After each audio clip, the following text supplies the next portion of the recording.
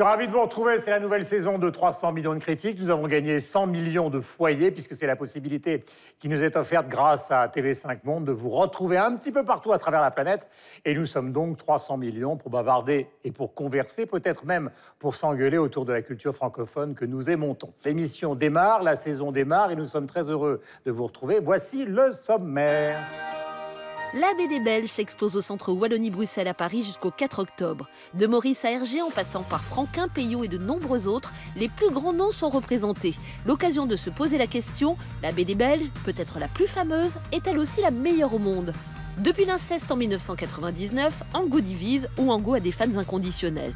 Comme Houellebecq, elle fait partie de ces écrivains personnages qui nourrissent l'espace médiatique. Elle a retrouvé l'autofiction avec Un amour impossible et après la première énorme vague médiatique, nous allons nous pencher sur le camp Angot. Et nous terminerons avec un sujet musique qui devrait faire plaisir au plus grand nombre. Et comme chaque semaine, notre tour du monde de la francophonie qui bouge et crée, c'est avec le Zap Culture. 300 millions de critiques, c'est parti. La divine Estelle Martin est à mes côtés. Bonjour, Divin Guillaume Durand. Quelle joie de vous retrouver. Voilà, quel bonheur. Mathieu, comment ça va? Ça va très Mathieu bien. Dugal, qui, vous le savez, donc représente Radio-Canada et que nous retrouvons depuis maintenant un an et qui participe donc à cette nouvelle saison de 300 millions de critiques. Olivier Poivre d'Arvor. Bonjour Guillaume. Comment allez-vous? Très bien. Ambassadeur de France, chargé de... Chargé de l'attractivité culturelle, c'est-à-dire de tout ce qui fait venir les gens pour des bonnes raisons culturelles sur notre territoire en France. Et donc c'est une bonne raison d'être à nos côtés. Pascal Bourgault, qui, vous savez, est la représentante de la Wallonie-Bruxelles et qui est avec nous aussi. Bonjour Pascal. Bonjour Guillaume. Bienvenue pour 300 millions de critiques. Vous avez vu, nous avons gagné 100 millions. 200 millions et 300 millions de foyers cette année. Et donc, nous allons terminer par Michel Serruti, puisque c'est la radio-télévision suisse qui nous accompagne pour toute cette émission. Premier sujet, puisque nous allons parler de littérature, de BD et d'un troisième sujet mystérieux à la fin, mais je ménage une certaine forme de suspense, c'est la BD belge qui s'expose au centre Wallonie-Bruxelles à Paris, de Maurice à Hergé, en passant évidemment par tous ceux qui ont bercé notre enfance ou notre actualité, Franquin, Peyo et de nombreux autres. Les plus grands noms sont représentés. Juste après un aperçu de cette exposition, nous poserons cette question qui est importante. La BD belge est-elle la meilleure du monde? Voici un sujet qui a été réalisé justement au centre Wallonie-Bruxelles. Regardez.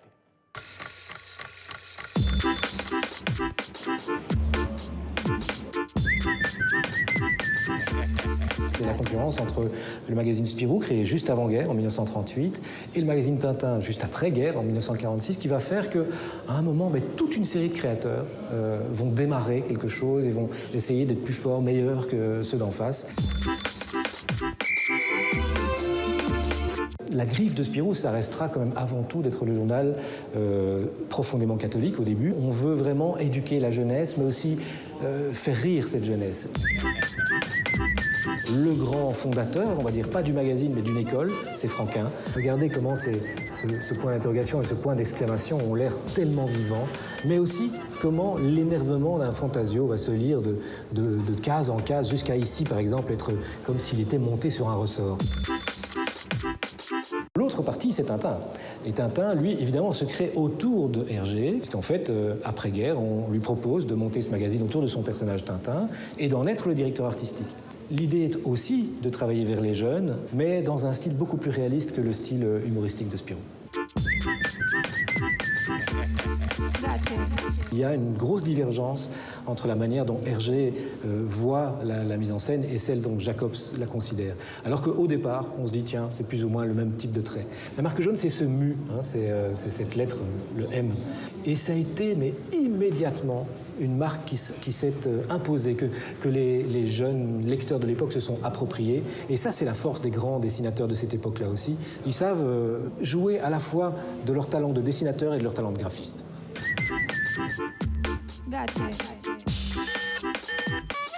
Voilà, cette exposition est constituée de l'extraordinaire collection de planches originales, c'est important, de bandes dessinées du Musée des Beaux-Arts de Liège. Alors, la question est posée, est-ce que vous avez le sentiment qu'il existe une sorte de domination culturelle outrageuse? Je vais commencer par vous, Olivier, de la BD belge. Ah oui, il faut reconnaître sa défaite, pauvres Français que nous sommes. Et tout ça est une bonne nouvelle, dans le fond. Mais c'est logique, il y a une très grande tradition graphique en Belgique depuis toujours, dans ces territoires que Pascal Bourgault représenterait mieux que moi, mais c'est vrai qu'il y a un travail du dessin qui existe depuis des centaines de siècles. Donc des centaines de siècles, c'est beaucoup. Mais je suis tellement élogieux quant à la BD belge, je suis capable vraiment de la faire remonter très très loin. Disons. Vous fumez quoi exactement en ce moment? Les ambassadeurs ne fument pas. Non, oui, les ambassadeurs ne fument pas. Ils ont du maintien. Oui. Et non, caressez-vous la main. Ça on va a vu revenir. apparaître en effet au début du siècle les premières BD, et aujourd'hui en effet sur un siècle, on peut vraiment dire qu'elle triomphe. Néanmoins, quand même, soyons honnêtes. Il y a l'arrivée du manga qui a proposé une autre forme d'illustration graphique qui, quand même, pour le coup, intéresse beaucoup les jeunes. Je crains une chose, c'est que la BD belge intéresse un peu les vieux dans mon genre, et un peu moins les jeunes qui vont vers d'autres formes. Et puis, plein de pays produisent de la bande dessinée, il faut le reconnaître. C'est pas universel, mais vous en avez en Allemagne, vous avez en Angleterre, mais à cette dose-là, il faut reconnaître, aux États-Unis absolument, que les Belges, petits pays, ont inventé un grand art. Voilà. Je ne suis pas tout à fait d'accord avec vous. La bande dessinée, belge ou française, d'ailleurs, parce que je vous remercie pour cet hommage à l'art particulièrement belge, mais il y a aussi des grands dessinateurs de bande dessinée français. Et alors, c'est pas du tout générationnel. Enfin, je veux dire, oui, bien sûr, et surtout maintenant. Un auteur belge. Mais ma chère Pascale, auriez-vous l'amabilité de répondre à cette question finement posée, c'est-à-dire celle d'une sorte de domination culturelle de la bande dessinée belge? Est-ce que vous y croyez ou est-ce que vous, la Belge, vous pensez que c'est une idée toute faite? Non, moi je pense qu'en fait, effectivement, pour la bande dessinée, il y a un certain nombre d'ingrédients qu'on retrouve en Belgique. Donc la bande dessinée, c'est un peu le cinéma du pauvre.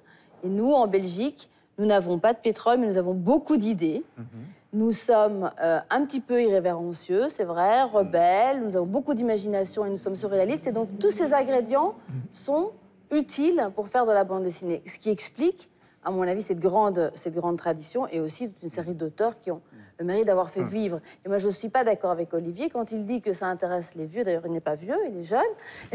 mais les bandes dessinées, et surtout maintenant, connaissent un renouveau, notamment cette bande dessinée documentaire, du réel, où on raconte non plus Spirou, Fantasio ou Tintin, mais qui était déjà le précurseur. Mais là, c'est vraiment des histoires réelles de reportages. Moi, je fais un tout petit peu de bande dessinée, mais c'est pas pour ça que j'en parle. Très belle bande dessinée qui raconte les aventures de Pascal Brou dans le monde. Non. Ouais.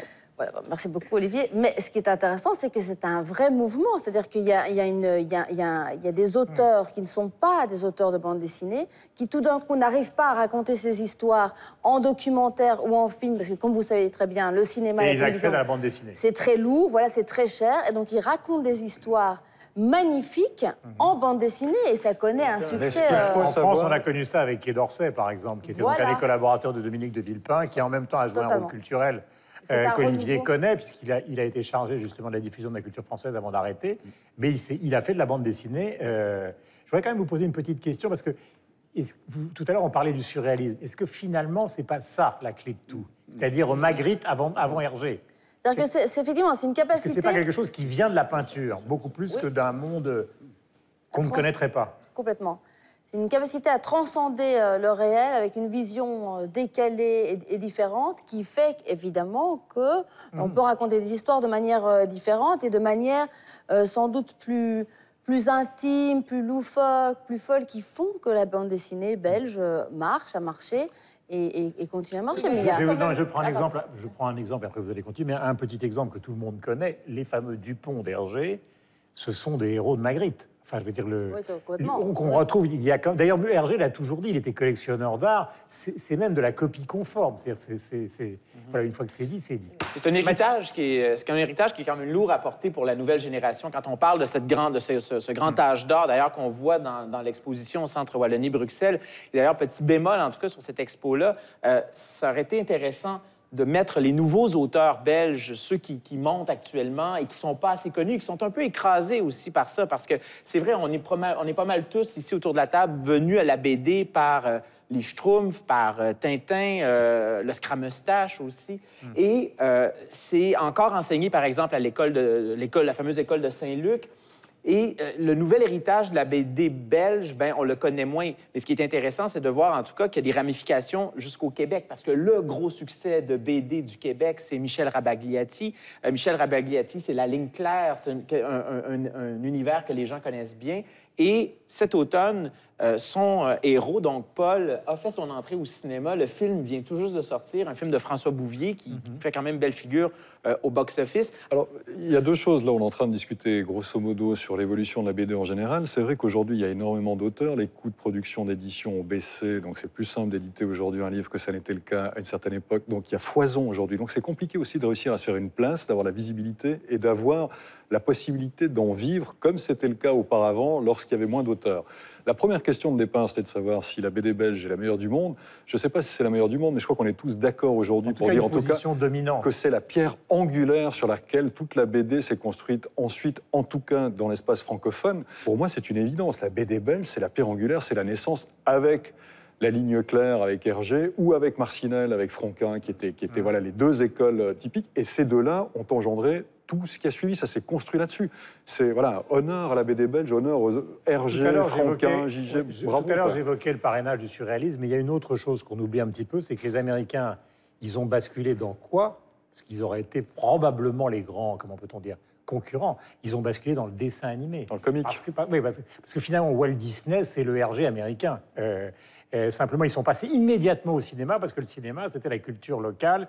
Ils ont très peu transité par les journaux, sauf sous forme de caricatures. Ils se sont laissés lancer massivement, je disais Walt Disney, mais aussi Tex Avery, etc. etc. Donc, ils ont un peu zappé l'aspect strictement bande dessinée. J'ai une petite question. Est-ce qu'elle est francophone, wallonne, ou est-ce que les Flamands aussi s'y mettent? Francophone. Francophone. Et pourquoi les Flamands C'est une bonne question. Ils ont une tradition parce qu'ils graphique préfèrent Magritte. Non, je pense. Ouais. Non, parce que c'est vraiment un art wallon et francophone et très implanté en Wallonie et à Bruxelles. Les Flamands, beaucoup moins. Et en tout cas, même s'il y en a, ils ont eu un écho beaucoup moindre. Parce qu'évidemment, nous, on a la chance d'avoir le grand frère que vous êtes, la France, avec des maisons d'édition extraordinaires, des capacités de diffusion. Donc, forcément, il y a eu des mariages et des échanges d'auteurs et de dessinateurs et d'éditeurs qui font que l'écho de faire une bande dessinée en français, évidemment, est beaucoup plus large qu'en néerlandais. Mais cette exposition est constituée de l'extraordinaire collection, je le disais tout à l'heure, de planches originales de bandes dessinées du Musée des Beaux-Arts de Liège. Elle est au centre Wallonie-Bruxelles à Paris jusqu'au 4 octobre, donc dépêchez-vous, jusqu'au 4 octobre. Et puis, si vous en avez l'occasion, bien évidemment, visitez le musée de Liège, dont sont issues ces planches, qui est un musée absolument extraordinaire. Nous allons évidemment faire un petit tour par Internet et sur les réseaux sociaux pour aller vous inviter à découvrir un autre musée de la BD belge. Je vais vous faire découvrir le site du Centre belge de la bande dessinée. Il est situé à Bruxelles, musée qui présente aussi bien le passé que le présent de la BD belge, de Tambalpa Durand. Et toutes les adresses Internet utiles sont en bas de l'écran. Voici. Merci Olivier d'être venu nous voir. Nous allons parler dans un instant de Christine Angot qui domine la rentrée littéraire. Avec passion pour les uns et détestation pour les autres, nous allons nous pencher sur le cas Angot avec nos amis qui sont extrêmement, comment peut-on dire, partagés. Voici ce sujet. Aussi, c'est fait. Voilà. Donc, vous avez votre sac aussi. Colette, c'est un personnage, une figure. 30 ans qu'elle est libraire dans le Marais, quartier historique de Paris. Elle a découvert Christine Angot avec Vue du ciel, son premier roman. C'était en 1990. Depuis, elle est devenue inconditionnelle. Je veux que quand on rentre, on tombe sur son livre qui est un livre majeur, vraiment. Enfin, je veux dire, comme tous ces livres, ce sont toujours des livres majeurs. Et c'est sa place. Du reste, au téléphone, elle me dit, quand elle a su que c'est arrivé, elle dit « Je sais où tu as mis mon livre ». Elle a toujours cette place-là, Christine. Ce dernier roman sera plus facile à défendre que les autres. Colette en est persuadée. Christine Angot, c'est celle qui a mis des mots très crus sur l'inceste dont elle a été victime. Voilà qui pourrait expliquer la violence des critiques. Chez les femmes, on ne pardonne pas l'écriture peut-être un peu crue, comme vous dites. Elle touche vraiment l'universel à travers sa particularité. C'est ça, un écrivain.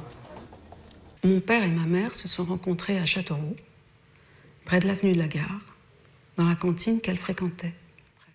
C'est quoi avoir une mère? Une question qui nous touche tous. Christine Angot y répond avec ce roman. Ce soir, seule sur scène, elle s'explique sur son désir d'écriture. Essayer d'écrire, pour moi, c'est essayer de me souvenir que j'ai été dedans, dans les choses, à l'intérieur des moments, sans surplomb, en train de vivre, pas d'avoir un discours sûr. Ses hésitations, ses peurs, ses erreurs, Christine Angot explique son cheminement littéraire devant un public conquis, dans la salle bondée, des lecteurs, enfin surtout des lectrices enthousiastes. Elle a beau partir de son vécu, c'est toujours universelle. Elle nous touche au plus profond de nous-mêmes. Elle parle très bien en fait de sa façon d'écrire et je trouve que ça c'est plus intéressant en fait que finalement c'est les romans que j'ai lus d'elle. Que retiendront-ils de cette soirée? Un sourire, une dédicace ou ce moment surprenant où Christine Angot fredonne cette chanson de Dalida, celle qui est à l'origine de cet amour impossible. Notre histoire, c'est l'histoire d'un amour éternel et banal qui apporte chaque jour tout le bien, tout le mal. Bonjour Yves. Bonjour Yves Guillaume. Bigot. Voilà, le livre de Christine Angot s'appelle Un amour impossible, après la lecture que vous venez donc de regarder. C'est le roman. Christine Angot avec Michel Houellebecq est la seule à avoir fait la une du Monde au mois d'août pour la rentrée littéraire, car nous sommes en pleine rentrée littéraire. Je vais vous épargner mon opinion au départ, car j'ai travaillé avec elle pendant 1 an en 2006, donc je la connais bien, mais j'aimerais bien savoir ce que vous en pensez. Commençons par vous, ma chère Estelle. Alors, j'ai eu la chance de ne pas la rencontrer en faisant ce sujet, puisque, a priori, elle n'avait pas très envie de répondre à nos questions. Après, le personnage est assez curieux, oui, peut être intimidant. Moi, j'ai aimé Un amour impossible. Autant l'inceste ou une semaine de vacances, et ça m'avait donné envie de vomir, mais ce qui est normal, puisque je trouve que c'est quand même une auteure qui met des mots sur l'innommable. Je comprends pas qu'elle ait cette détestation, je ne comprends pas cette passion. Moi, je trouve qu'elle a le courage. Et dans cette lecture, moi, j'ai découvert vraiment une écrivain, dans le sens où elle explique sa démarche. On sent que pour elle, écrire, c'est vital. Une phrase, une ponctuation, tout est important. On sent que vraiment, c'est vital. Et moi, ça m'a touchée. C'est l'histoire au départ oui. d'un voyage un peu raté avec son époux de l'époque. Tout d'un coup, elle consigne sur une sorte de papier qui traîne ce qui s'est passé pendant ce week-end. Donc, on est déjà dans un système très proche d'Angot. Elle le fait lire à son époux. Et lui, qu'est-ce que tu en penses? Il dit, c'est très bien. Et elle lui regarde et lui dit, parfait, je vais devenir écrivain, en gros. C'est-à-dire que sur un week-end raté a démarré, donc très jeune, hein, une carrière d'écrivain avec une obsession qui est celle dont nous parlons aujourd'hui. Mathieu. Mais alors, juste une question là-dessus. Oui. Elle dit, elle claironne, une fois que j'ai cru comprendre, lire, elle disait à 14 ans, enfin c'est ce qu'elle a écrit dans l'inceste, elle a écrit à 14 ans, je veux devenir écrivain, j'ai séduit mon père. Donc ça, c'est pas vrai alors. Elle a voulu. Mais il y a plusieurs versions de la même idée. C'est-à-dire qu'on peut avoir l'envie et après le déclenchement. Vous parlez de l'envie, là j'évoquais le déclenchement. Distinguons l'importance, merci. 4 mots, supplice de la goutte. J'aime pas le personnage à la base. Pour moi, c'est tout ce qu'on aime détester chez l'intellectuel français, c'est-à-dire ce côté, mais vraiment antipathique. C'est quelqu'un qui est tout le temps sur la défensive. En entrevue, elle est absolument ingérable parce qu'elle ne reconnaît jamais rien, d'une part. Si au moins sa littérature la sauvait, ce serait déjà beaucoup. C'est quelqu'un qui... La définition d'un écrivain, c'est pas de donner les interviews non plus. Oui, non, mais justement, c'est pour... Bon, d'une part, ça va, avec Modiano, mais si sa littérature... et tant d'autres, on serait en difficulté. Moi, je l'ai découvert avec... j'ai découvert cette femme avec l'inceste à la fin des années 90. C'est un livre que j'avais quand même aimé, sans plus. Sauf que c'est la 4e fois qu'elle revient sur l'inceste. À un moment donné, on peut se dire aussi peut-être qu'il faut varier ses thèmes. C'est écrit d'une manière tellement anti-littéraire en plus. J'ai noté une phrase dans Un amour impossible. Moi ça m'a fait rire, mais je comprends pas pourquoi on publie ce genre de choses-là encore. Alors, ça va comme suit. Je vais vous faire la ponctuation. Ah là là, mon Dieu, virgule, qu'est-ce que j'en ai marre, virgule, mon Dieu, virgule, mais j'en ai marre, virgule, j'en ai marre, virgule, j'en ai marre, virgule, mais j'en ai marre, point d'exclamation, 3 petits points, mais j'en ai marre, virgule, mais marre, virgule, mais j'en ai marre. Ça finit... C'est 5 lignes comme ça. Non, mais c'est... À ce moment-là, c'est quoi ça? Mais c'est quoi ça? Vous permettez que je fasse le contradicteur. Et merdre Madame Ubu, à Fred Jarry, une grande partie de Beckett... Voilà, vous comparez Jarry à Angot, là, un instant... Non, mais la juxtaposition... Par exemple, une phrase de Robert Fillou qui n'est pas con qui veut... La cacophonie des mots, c'est aussi de la littérature. C'est pas simplement l'imparfait du subjonctif ou la concordance des temps. Oui, mais à la fin de la petite foule, à la fin de la petite foule, elle s'était fendue d'une nouvelle où elle reproduisait mot pour mot des cris d'oiseaux. Alors, venez me dire en quoi c'est quelque chose d'intéressant. On lui avait posé la question, est-ce que vous faites un exercice de style? Évidemment. Elle dit, non, je ne fais pas un exercice de style, mais assume au moins que tu fais un exercice de style. Et quand elle a publié l'inceste, elle disait on doit être un témoin, on doit être un témoin.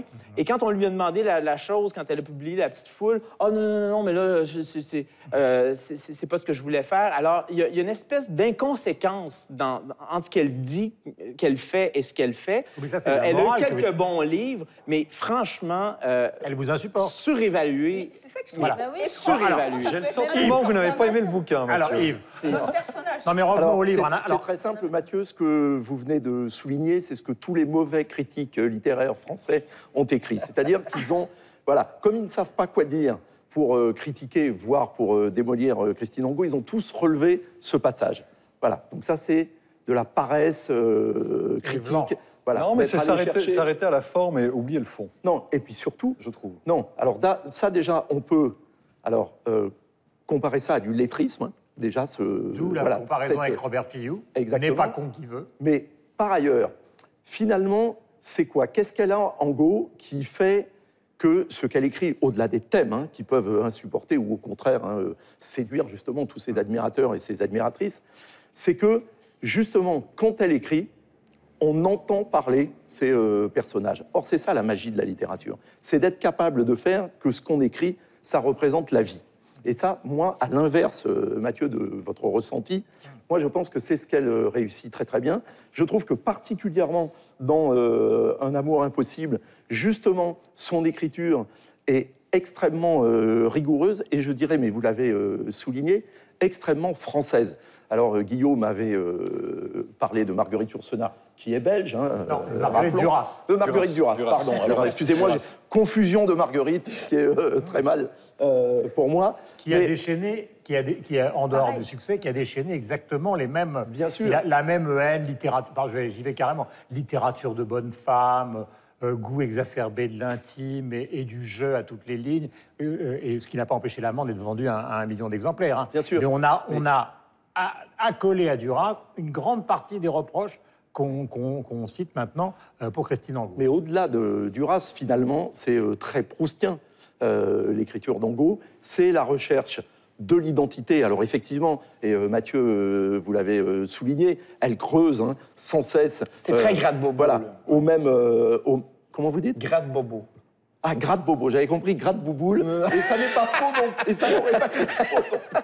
Je pense que c'était plus intéressant. Mais elle dissèque les arcanes des relations familiales, effectivement, comme peu de personnes le font. Je pense que dans ce livre, qui est déjà évidemment un best-seller et l'événement de la rentrée, elle le fait pour donc, le il faut coup. quand même raconter que ça raconte... Enfin, je simplifie. Hein. C'est donc l'histoire de sa mère, après donc l'inceste qui correspondait à la relation avec son père, et c'est doublé dans cette affaire-là d'une trouble attirance sociale. C'est-à-dire qu'au fond, elle rapproche un peu à sa mère d'avoir aimé ce mari aussi parce qu'il était socialement supérieur et donc de s'être retrouvée dans une prison.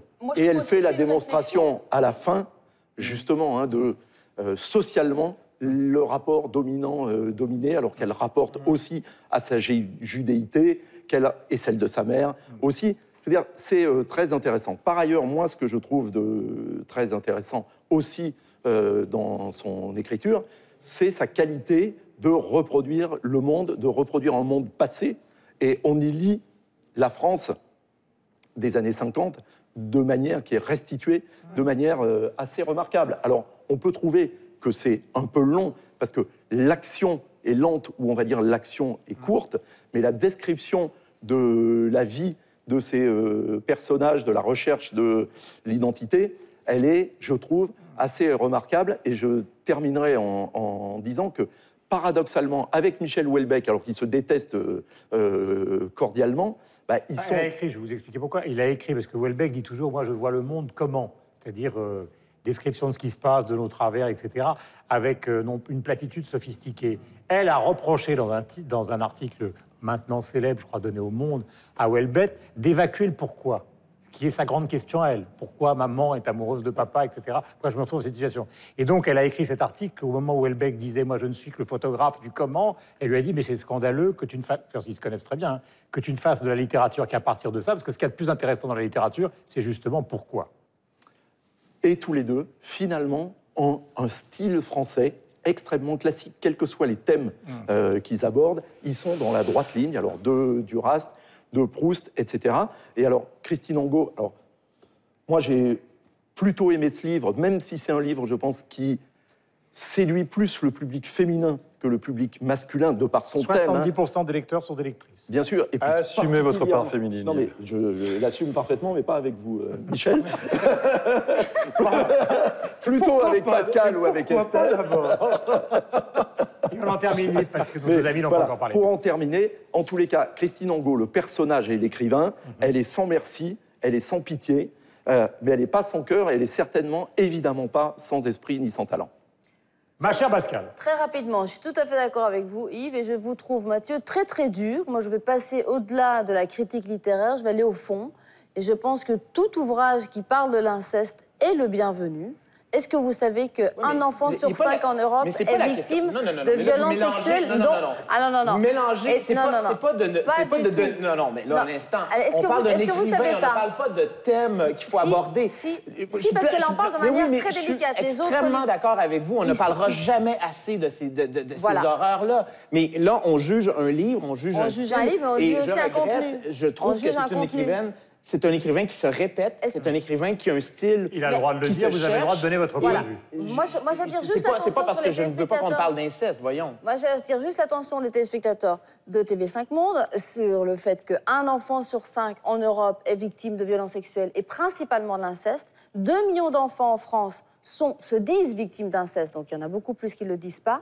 Elle ne s'étend pas du tout sur l'inceste. C'est la 4e fois qu'elle en parle. Oui, je sais, mais ici on parle d'un livre, on ne parle pas de... Oui. Moi j'ai aimé, revenons à l'esthétique. je reste très franchement sur la petite critique, c'est les 20 dernières pages qui m'ont le plus touchée, parce que c'est là qu'elle parle non seulement de l'inceste, elle l'évoque très rapidement, mais surtout du tabou et du non-dit. On n'arrive jamais à comprendre, même à la fin du livre, comment se fait-il que sa mère, ayant été mise au courant par un proche des événements, n'a pas réagi, n'a pas porté plainte, et jusqu'à le papa est mort sans avoir été inquiété, ni judiciairement, ni familialement, ni dans l'intimité. Et c'est ça qui est incroyable, qu'elle décrit très très bien. Donc bravo. Ce qu'elle ne regrette d'ailleurs pas, parce que je crois que dans une interview, elle expliquait avoir fait la démarche d'avoir été dans un commissariat de police pour s'enquérir d'un dépôt de plainte. On lui a dit il n'y a à peu près aucune chance que ça n'aboutisse. Donc finalement, elle est repartie et autres. Et voilà, elle en est restée là. Les dernières pages du bouquin sont absolument brillantes dans la démonstration qu'elle fait sociologique de relations dominées-dominants. Effectivement, c'est les pages qui m'ont beaucoup plu. D'une manière générale, le livre, moi, m'a beaucoup plu, m'a touché, m'a ému. Alors j'assume ma part féminine s'il faut, il faut l'assumer de cette manière-là. Mais c'est vrai que moi, ça m'a parlé. C'est vrai qu'on peut s'arrêter sur le style, estimer que le style est pauvre, comme j'ai pu le lire de la part de critiques littéraires prestigieux français. Pourquoi pas? Mais je pense qu'ils sont passés à côté de l'essentiel.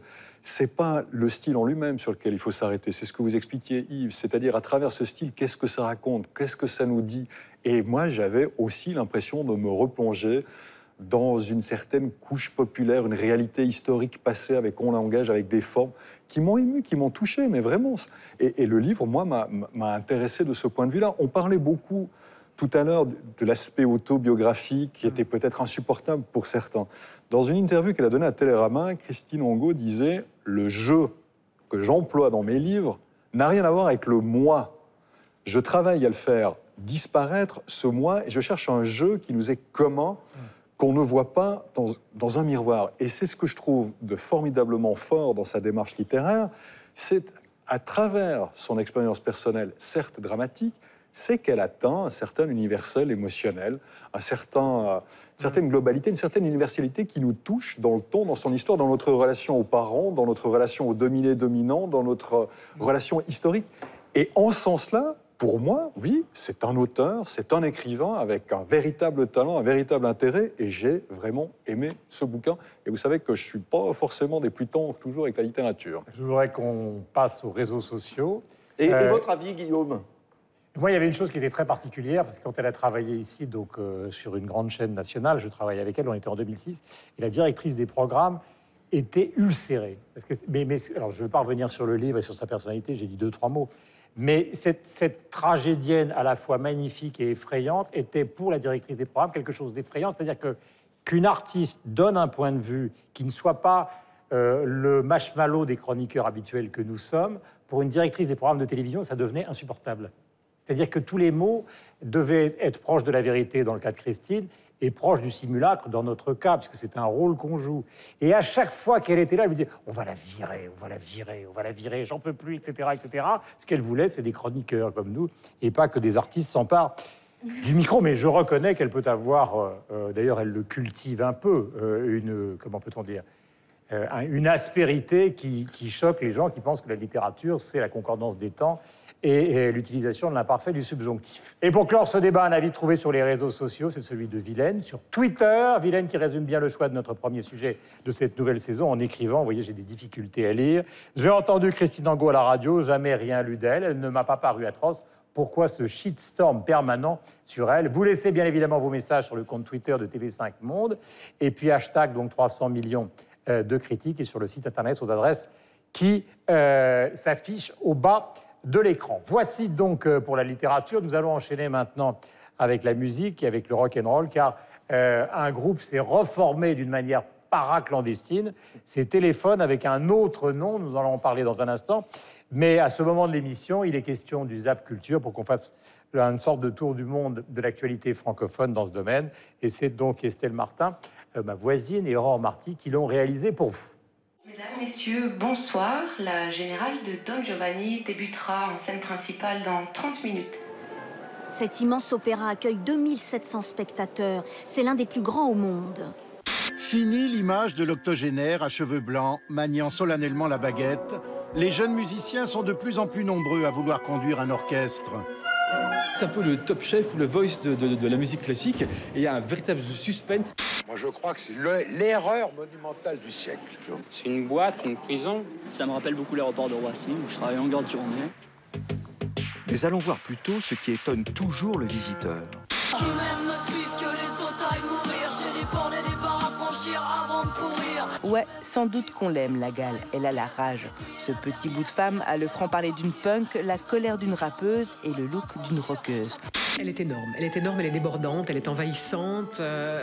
Il faut pas réfléchir une minute. Il faut pas avoir un regard sur soi, sinon on n'ose pas.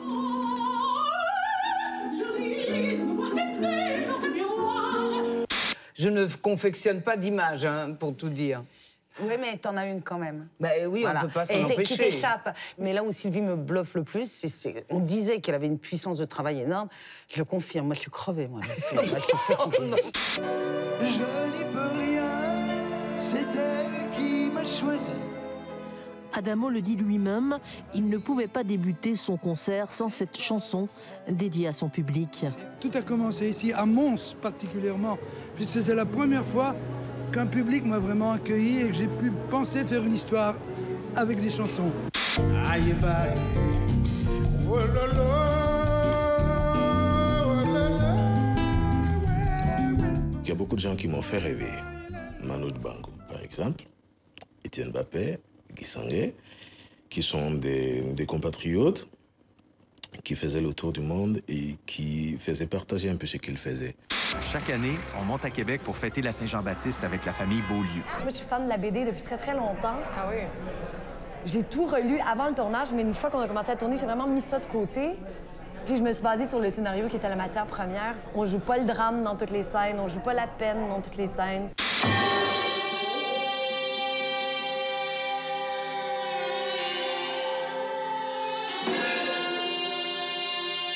Les pulsations du Centre culturel suisse au cœur du Marais sont au plus haut. À 30 ans, l'institution Pro Helvetia atteint la maturité sans renoncer à ses rêves d'enfant terrible. Pourtant, il a bien tourné la page. Évoquer son ancien groupe, c'est même risquer de le fâcher un peu. Non, ça me fâche pas, mais c'est fini il y a longtemps, ça m'intéresse pas tellement.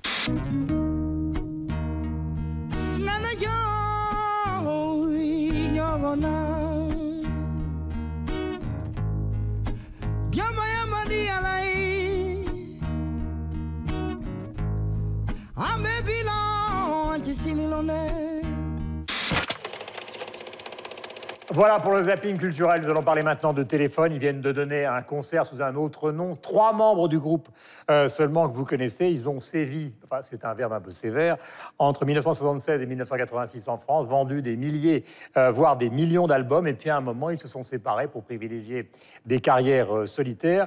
Nous en parlerons juste après ce sujet de France Télévisions sur ces retrouvailles des gens de téléphone. Regardez.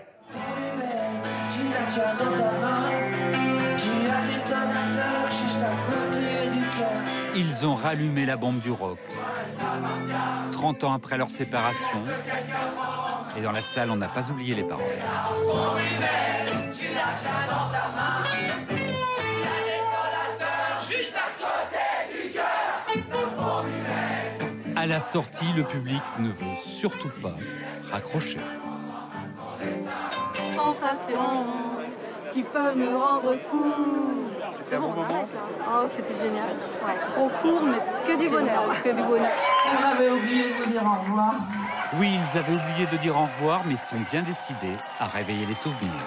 Cendrillon, pour ses 20 ans, et la plus jolie des enfants.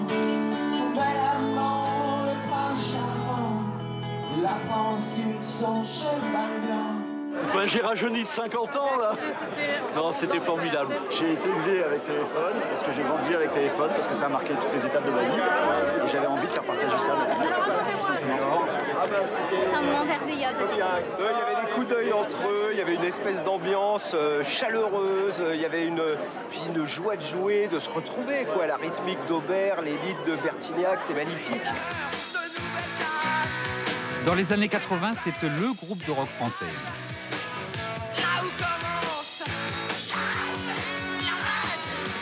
À l'époque, ils étaient 4. Aujourd'hui, il manque Corinne, la bassiste. Elle ne fait plus partie de l'aventure.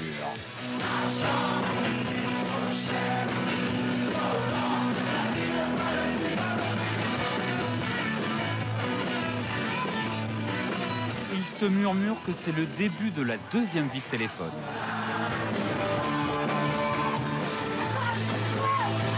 En tout cas, ils vont recracher leur venin mardi soir à Lille. Donc Jean-Louis Aubert, Bertignac et donc Richard Kolinka à la batterie, plus donc un nouveau bassiste puisqu'il n'y a plus de Corinne Marionneau. Alors est-ce que c'est une bonne nouvelle ou pas pour vous dans l'espace francophone que l'un des groupes avec Noir Désir et Indochine qui a connu le plus de succès se reforme aujourd'hui? Commençons par Yves, le spécialiste.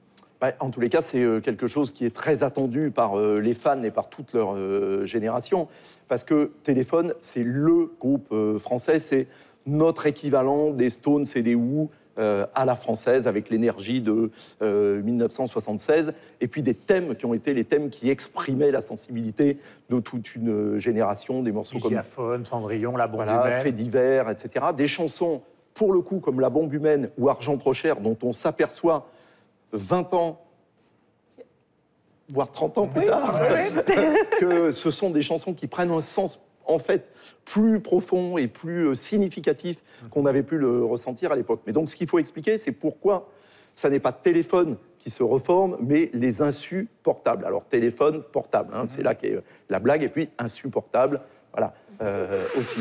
Hein, c'est, surtout pour Corinne Marionneau. Voilà, tout ça est très conceptuel. Alors, pourquoi? Parce que, donc, Corinne Marionneau, la bassiste, a écrit en 2006 un livre dans lequel elle racontait son histoire, et elle racontait donc aussi son histoire avec Jean-Louis Aubert principalement.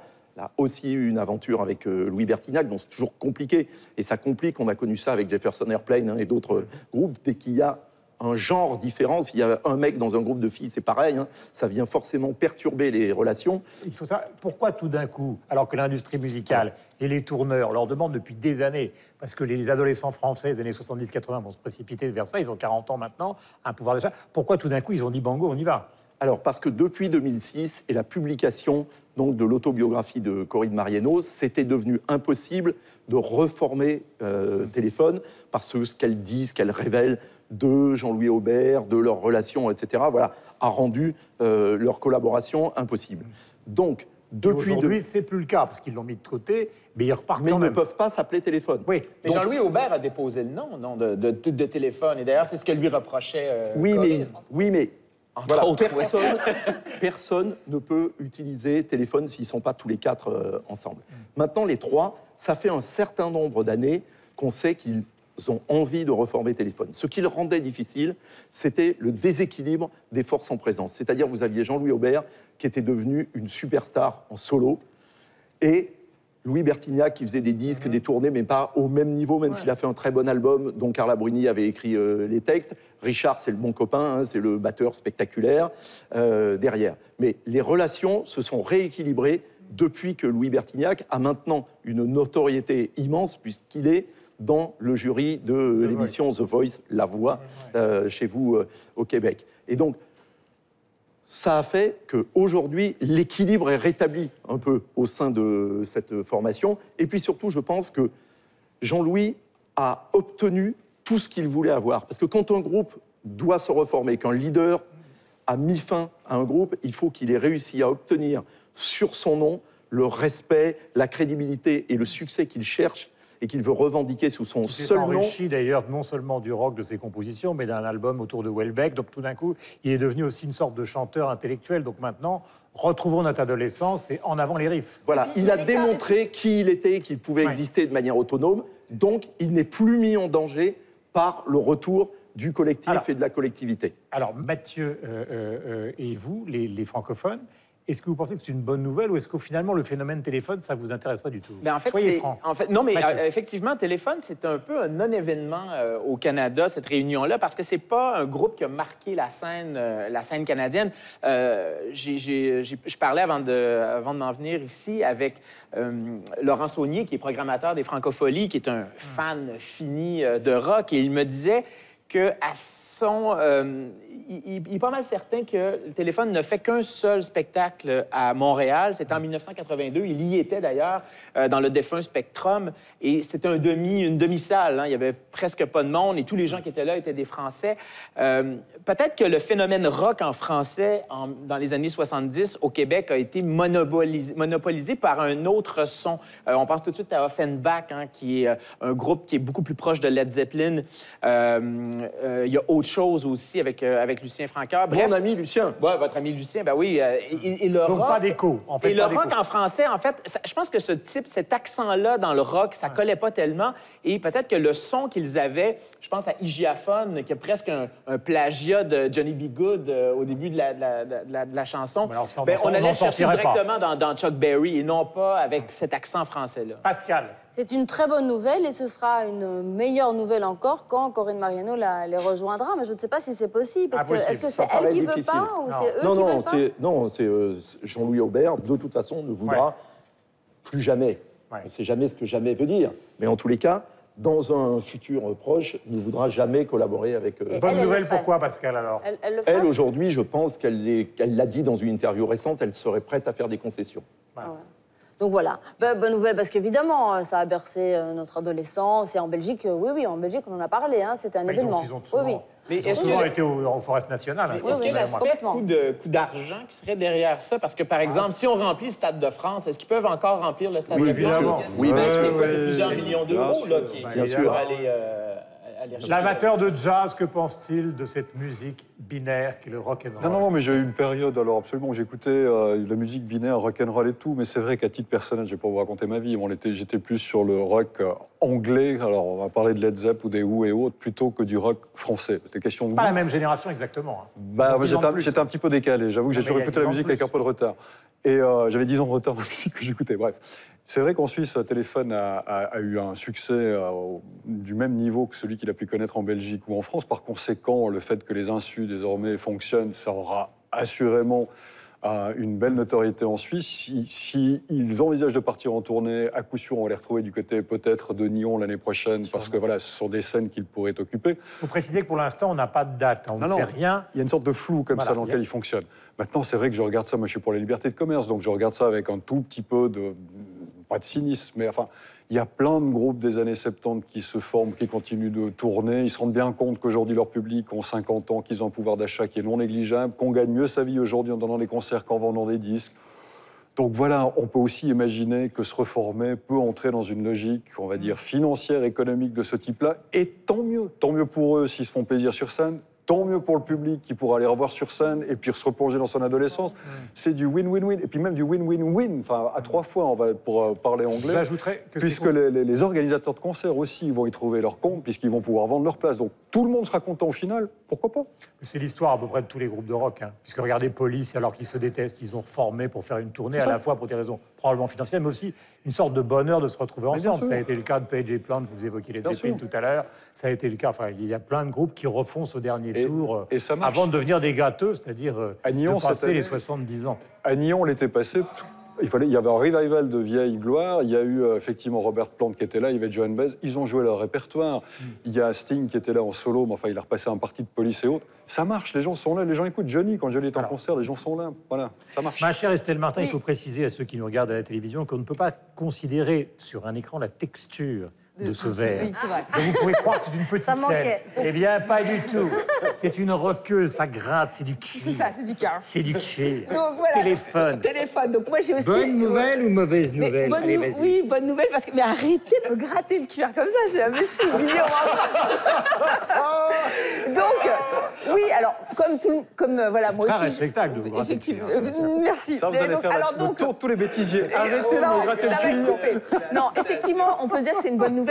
Moi, comme tous les Français et Françaises, j'ai l'âge d'avoir écouté Téléphone, de m'être déchaîné sur tous leurs titres. Et effectivement, ça me fera très plaisir d'aller voir les photos. Ne vous inquiétez pas, nous avons les photos. Et j'ai même, en discutant avec des trentenaires, eux aussi, ils adorent Téléphone parce que c'est vrai que dans les booms, dans les fêtes de mariage, ben voilà, on écoute Téléphone, on a les Stones qu'on mérite. Mais pour nous, c'est Téléphone. Moi, ça me dérange juste que Corinne ne soit pas là. Alors oui, j'ai bien compris les explications, Yves, mais c'est quand même la seule fille du groupe. Et que là, on voit trois garçons qui sont d'accord, qui se remettent ensemble. Et oh, surprise, on fête leurs 40 ans d'existence en 2016. Donc évidemment, je pense qu'ils vont remplir le Stade de France. Moi, ça me chiffonne. Comme disent les jeunes aujourd'hui, je trouve ça un peu moche. Je trouve ça moche que Téléphone se reforme sans Corinne. Alors peut-être qu'elle a blessé Jean-Louis Aubert avec son autobiographie. Il n'empêche qu'elle a fait beaucoup d'appels du pied. Elle a envoyé des mails. Elle a dit qu'elle était prête à revenir dans le groupe. Des mails sans réponse. Voilà. Même Kolinka, quand il est interviewé, on sent qu'il est gêné aux entournures en disant oui. On sent bien qu'Aubert ne veut pas. Alors peut-être qu'un jour, il changera d'avis. Moi, j'aurais aimé, effectivement... Non, il ne changera pas d'avis. Donc l'affaire est réglée. Voilà, mais j'irai peut-être, effectivement... Comment ça, peut-être, bien sûr. Bien sûr, nous irons ensemble. Voilà. Je mettrai ce vert avec vous. Ce débat, donc un tour sur les réseaux sociaux, comme d'habitude, de 300 millions de critiques. C'est un message du compte Twitter officiel de Jean-Louis Aubert, que nous avons choisi. Tant de bonheur et de chaleur humaine. À bientôt, à toujours. Vous pouvez évidemment laisser un avis numérique sur cette émission. Vous laissez vos tweets et vos messages sur le compte Twitter de TV5 Monde. Les coups de cœur. Allez hop, au hasard, Mathieu.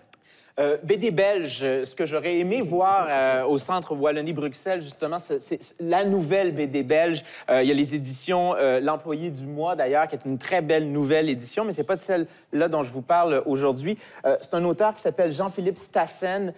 C'est un auteur magnifique dans la tradition du grand reportage BD, comme on a connu, par exemple, avec Joe Sacco et Chris Hedges. Et là, donc, c'est un livre sur ces reportages passés, mais qui est malheureusement d'actualité parce qu'on connaît la crise des migrants. Et donc, il va à la rencontre de ces Africains, de la misère de l'Afrique, mais en même temps, c'est un regard qui est très lucide, qui n'est pas misérabiliste. C'est à la fois du journalisme, mais c'est à la fois un festin visuel. C'est un dessin qui est magnifique que le sien. Donc, à la fois de l'art, du journalisme, de la BD. Jean-Philippe Stassen. I Come Jesus et autres reportages africains. Jean-Philippe Stassen. Ma chère voisine. Donc, mon coup de cœur, c'est l'Opéra national de Paris. Où que vous soyez, vous pouvez aller sur la 3e scène, puisque c'est une plateforme numérique. Elle a quelques semaines d'existence, donc c'est sur leur site. Et vous pourrez aller découvrir des réalisations. Alors, Amalric, Audiard, ils ont tous participé. Il y a vraiment des artistes de renom. Il faut qu'ils s'emparent du thème de l'opéra, du ballet, et pour le rendre plus accessible. Et je vous recommande O comme Opéra de Lorraine Denis. C'est un petit bijou. Et vraiment, ça nous emmène dans les coulisses de l'Opéra de Paris, l'Opéra Garnier, l'Opéra Bastille. Et c'est gratuit, donc allez-y. Parfois, on a un peu peur d'aller à l'opéra, on l'a déjà dit, hein, c'est un peu intimidant. Alors que là, le site est très beau. Le site est magnifique, c'est gratuit, vous allez voir des choses merveilleuses. Donc, je vais vous accompagner, n'ayez pas peur, l'opéra, c'est magnifique. Ah, j'y vais souvent. Bon, chéri. 2 livres d'un même auteur, Chérif Guémour, du magazine SoFoot, excellent magazine. 2 livres qui concernent le football.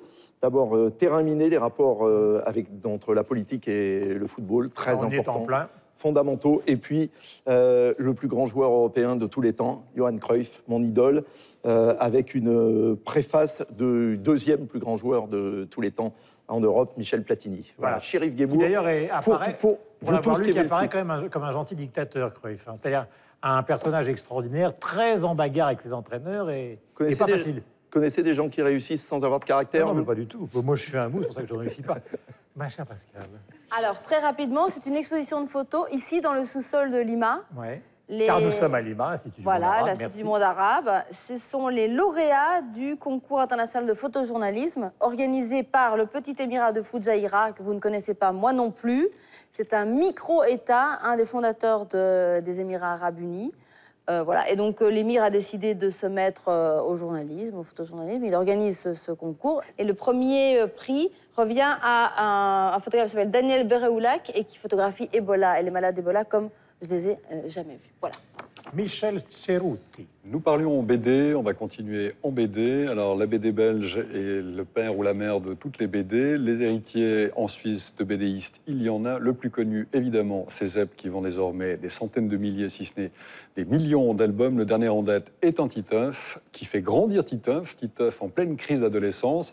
C'est drôle, c'est léger, des fois c'est un petit peu gros au niveau du trait, mais c'est toujours savoureux, ça mérite d'être lu. C'est chez Glénat, Titeuf de Zep.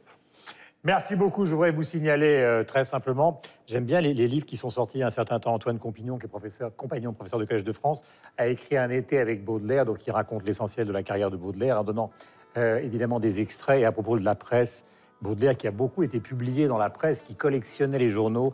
Et c'est de ce dégoûtant apéritif, il parle de la presse, que l'homme civilisé accompagne son repas de chaque matin. Tout en ce monde sue le crime, le journal, la muraille et le visage de l'homme. Je ne comprends pas qu'une main puisse toucher un journal sans une convulsion de dégoût. Charles Baudelaire par Antoine Compagnon. Merci à vous. On se retrouve la semaine prochaine. On a été ravis, toute l'équipe, de vous retrouver. Nous sommes partis pour un an.